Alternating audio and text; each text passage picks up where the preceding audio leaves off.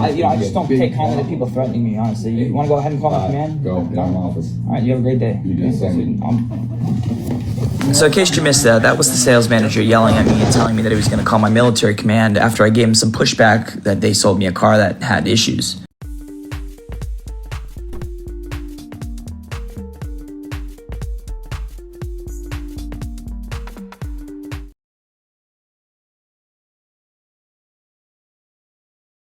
Thank you all for the wonderful support you have given me throughout this year. So we're going to go right into another video.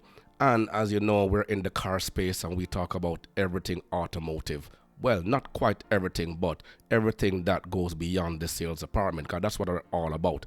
Talking about the experiences, the mechanics, the service advisors, and everybody else that contribute to the maintenance and running of our motor vehicles on a day-to-day basis. We're going to go directly to TikTok and review a video here posted by a customer after purchasing a used car from a used car dealership. Let's hear what he has to say. Have you ever had such a bad experience at a dealership that you just wanted to tell everyone about it? A while back, I bought a 2014 Nissan Altima from a local dealership. At the time, I had traded in a car that wasn't getting very good gas mileage, and I bought this one because I was traveling a lot and needed something a little more economical. Test drive went well, car looked fine, everything seemed to be in working order, so boom, signed for it, took it home. Now, as I mentioned before, I do travel a lot, so coincidentally, the next month, I ended up bringing this up north to New England with me. Well, he mentioned two of the basics. He checked it out, he went to look at it, test drive it, everything went fine. So that's 2 out of the 3 things that I always try to, encourage people to go along when they're purchasing a used car in particularly. I drove it about 950 miles up north fine, drove around all week, and then on my way back, it took me about 20 minutes into my drive until I broke down. I got it to a local shop. Thankfully, they were able to help me out. The car only had half a quart of oil left in the engine when they pulled it in. Now, don't get me wrong, I completely blame myself for this. I should have checked the fluids before I go on a long trip like that, but because it was a 2014 with only 135,000 miles, I didn't think that it was necessary. And that's the first blunder right there. It's over 100,000 miles, dude. That's a lot, even on a 2014 car. And you have to take into consideration that you have to check your fluids, believe it or not. And I kind of blame you for this. And at the same time, I didn't mention at all that a mechanic had accompanied him when inspecting the car from before. So obviously either the car was burning oil from originally, or it's losing oil while parked, or he didn't check anything at all. That's basically what it is. It being so new. Well, lesson learned. Didn't take me long to figure out what was going on with it. It consistently burnt oil for the rest of the trip, even though I did get it back safely. I popped up the valve cover, and this is what I saw.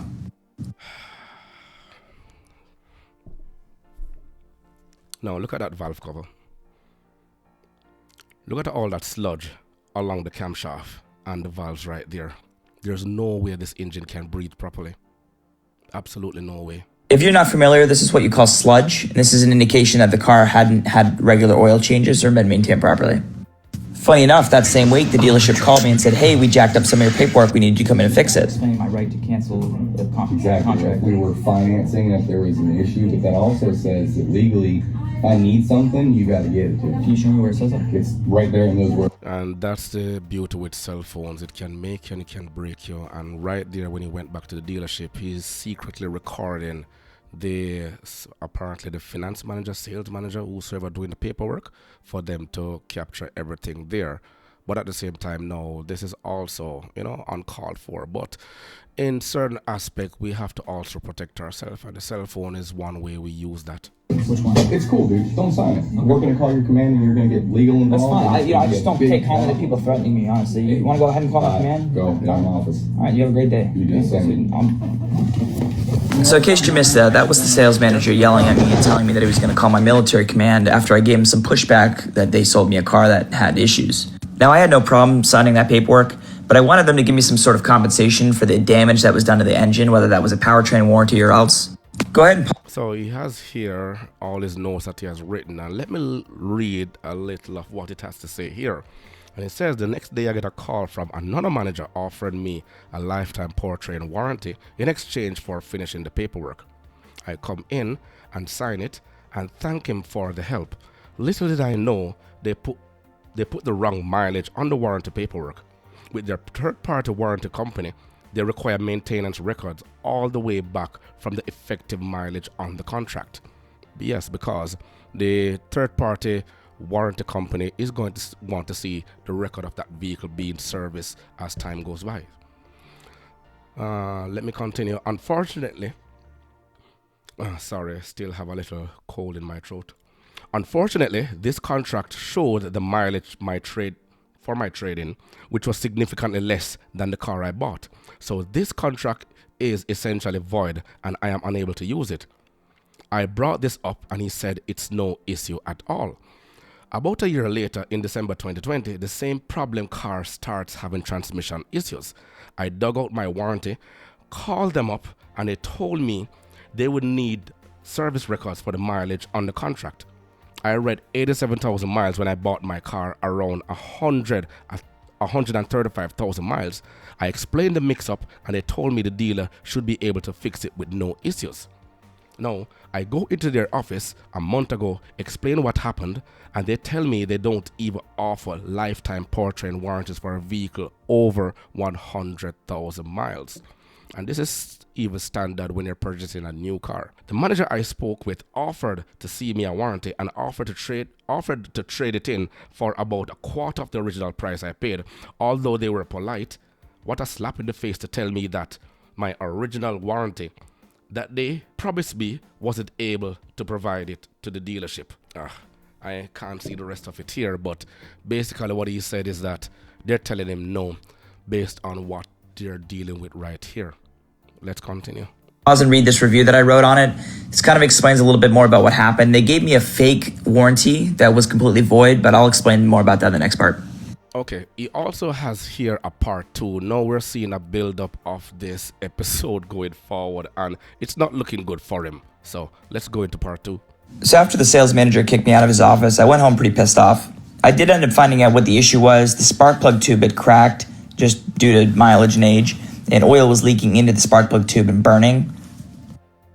The repair wasn't really a big deal. It didn't cost much. I did it myself. But what I was concerned about is the fact that the car ran so low on oil, and I was concerned that I might have done damage to the engine further. So the next day after I got kicked out of the manager's office, another manager called me and said, "Hey, I'm sorry to hear what happened. We're going to give you a lifetime powertrain warranty if you come in and sign this paperwork." I said, "Okay, awesome. I'm on my way. No problem." I get there. I look over the paperwork. I noticed one key thing. Under the mileage section, it's showing the mileage that was effective on my trade-in, not... Yeah, that's what we just read right before now. So he's explaining everything we saw earlier. So gladly. I didn't look at this video beforehand, so we're both sharing it at the same time. On my car. My trade-in only had 87,000 miles, and this new car had 135,000 miles. I pointed it out. He said, "Oh, it's no big deal. Doesn't make a difference." I said, "Okay, thank you." Signed the paperwork, took off. Well, fast forward about a year, this vehicle needed some service work that relating to the powertrain, so I reached out to the warranty company, and they said, "Hey, I need you to provide all these service records for the mileage that you've owned it." So I said, "Okay, no problem." And unfortunately, the effective mileage on that warranty was 87,000 miles, which happened to be my trade-in and not this car. Long story short, the warranty company marked the warranty void, and I wasn't able to use it at all. When I went back into the dealership to discuss this with them, they told me that they don't give out powertrain warranties for any vehicles over 100,000 miles. So it's my belief that from the beginning, they did this just to get me to sign that paperwork and shut up. So basically, that's just another thing that was pulled. And you have to check everything. All the paperwork, all the fine prints, everything relating to the warranty. But little did he know about the car itself had issues from before he rolled it off the lot. The car was burning oil. And if he had brought a mechanic with him to test the engine, test all the lubricants, do a thorough inspection, he would understand exactly that car had issues long before he decided to put a signature on the paper. So, partially, it has to be blamed on him. But at the same time now, there are no excuses for this dealer.